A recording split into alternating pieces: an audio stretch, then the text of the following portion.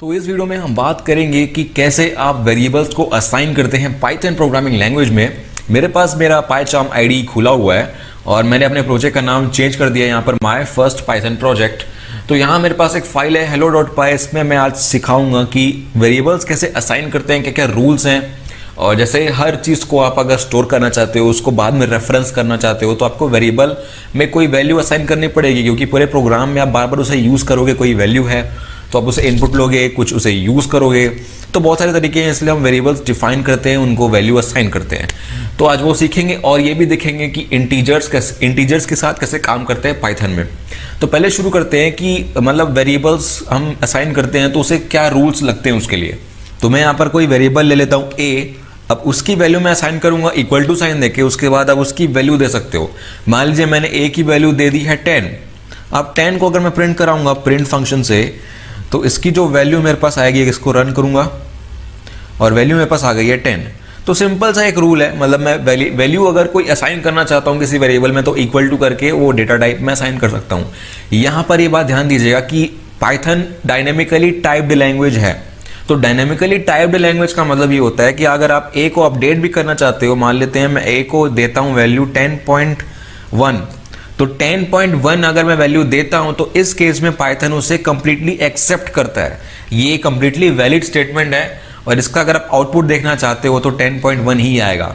मतलब मैं एक ही वेरिएबल में अलग अलग डेटा टाइप्स को असाइन कर सकता हूं। पाइथन ये समझता है कि मैं जो मोस्ट रिसेंट अपडेट है मेरा, उसका डेटा टाइप क्या है और वो उसकी वैल्यू ए में स्टोर कर देगा।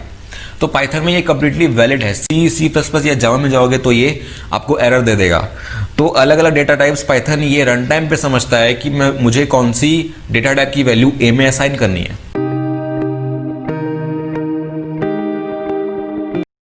रूल्स में सबसे पहला रूल ये है कि वेरिएबल का नाम नंबर से स्टार्ट नहीं होना चाहिए। नंबर ये मतलब अगर मैं लेता हूं 1a इक्वल टू मान लीजिए 10 दे देता हूं वैल्यू में, तो 10 मैं दे दिया। अब रन करता हूं इस फाइल को मैं, तो ये मुझे इनवैलिड सिंटैक्स देता है, क्योंकि मैं नंबर से स्टार्ट नहीं कर सकता किसी भी वेरिएबल का नाम। अब मैं अंडरस्कोर से स्टार्ट कर सकता हूं या फिर एक अल्फाबेट से स्टार्ट कर सकता हूं, मतलब ये कंप्लीटली वैलिड है। अंडरस्कोर को मैं रन करूंगा तो ये रन हो जाएगा, अंडरस्कोर या फिर एक अल्फाबेट, उसके अलावा कुछ नहीं। अब दूसरा रूल ये है कि मैं कोई स्पेशल कैरेक्टर यूज नहीं कर सकता हूं। स्पेशल कैरेक्टर का मतलब ये होता है एम्परसेंड हो गया, ये परसेंट हो गया, डॉलर हो गया, हैश हो गया, @ हो गया, एक्सक्लेमेशन हो गया। ये कोई भी मेरे पास अगर स्पेशल कैरेक्टर है तो मैं उसको यहाँ पर असाइन नहीं कर सकता हूँ। अगर मैं इसको रन करूँ तो ये मुझे एरर देगा। तीसरा रूल ये है कि मैं कोई इनबिल्ट मतलब जो पाइथन के रिजर्व्ड कीवर्ड्स हैं उनको मैं यूज़ नहीं कर सकता हूँ। तो मान लीजिए अगर मैं इंपोर्ट रिजर्व्ड कीवर्ड को यूज़ करता हूँ एज ए वेरिएबल नेम, तो उसका कलर चेंज हो गया। कलर चेंज हो गया, आप मतलब समझ जाइए कि वो रिजर्व्ड है। इसको अगर मैं प्रिंट करता हूँ तो ये मतलब अनयूजुअल इनवैलिड सिंटैक्स ही देगा।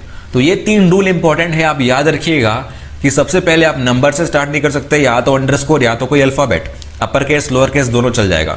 दूसरा रूल कि आपको कोई स्पेशल कैरेक्टर यूज नहीं करना है। तीसरा रूल कि आपको कोई रिजर्व्ड कीवर्ड यूज नहीं करना है। मैंने ए में दे दिया 10 और एक और वेरिएबल ले लेता हूं बी में इक्वल टू 20। तो प्रिंट करता हूं मैं a प्लस बी को। तो इंटीजर मतलब मैं यहां कोई एब्सोल्यूट वैल्यू दे रहा हूं, मतलब डिस्क्रीट वैल्यू जिसमें मैं पॉइंट नहीं लगाऊंगा। तो मतलब 10 ले लूं, 20 ले लूं, 1000 ले लूं, ये सब मेरे पास इंटीजर होते हैं। तो यहां पर मैं a प्लस बी को प्रिंट करूंगा तो सिंपल मेरे पास आउटपुट आएगा 30। अब 30 आ गया मेरे पास। अब मैं क्या करता हूं, a को दे देता हूं 10 इंटू 20। अब देखते हैं इसका आउटपुट क्या आता है। तो आउटपुट आ रहा है 220, मतलब पहले इसने a की वैल्यू कैलकुलेट की, फिर इसने a प्लस बी कैलकुलेट किया और वो प्रिंट कर दिया। अब यहाँ पर मैथमेटिकल ऑपरेशंस तो आपको पता ही होंगे, प्लस होता है, माइनस होता है, इंटू होता है और मल्टीप्लिकेशन होता है। तो a डिवाइड बाय b अगर मैं करता हूं, अगर मैं रन करता हूं a डिवाइड बाय b, तो आंसर जो आएगा वो मुझे फ्लोटिंग पॉइंट पे मिलेगा। अगर कोई और लैंग्वेज जैसे C++ आप यूज करते हैं तो उसमें इंटीजर ही आता, integer divided by integer equal to integer आता, लेकिन यहाँ पर फ्लोट आ रहा है। तो पाइथन में ये डिफरेंस है। अगर मैं यहाँ पर देता हूँ b, a की वैल्यू में दे देता हूँ 111,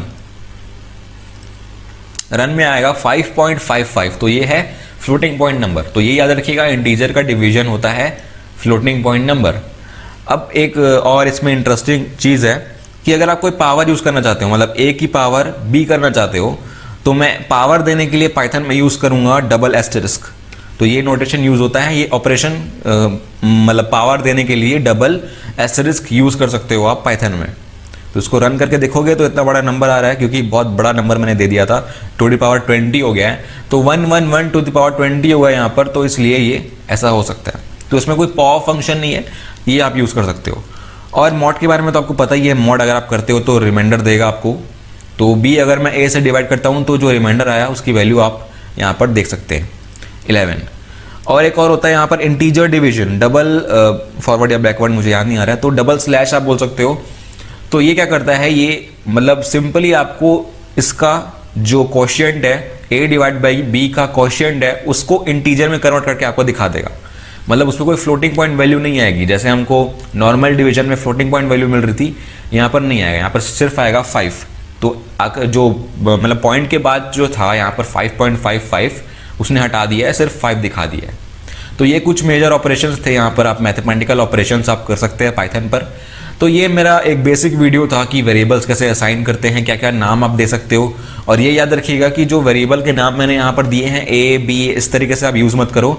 रियल वर्ड एप्लीकेशन में आप ऐसे नाम यूज़ करो जिनका मीनिंग ऑब्वियस हो, जैसे माई वेरिएबल, या फिर एक मतलब अच्छे खासे नाम दे दो आप जिसका कोई मीनिंग बनता हो।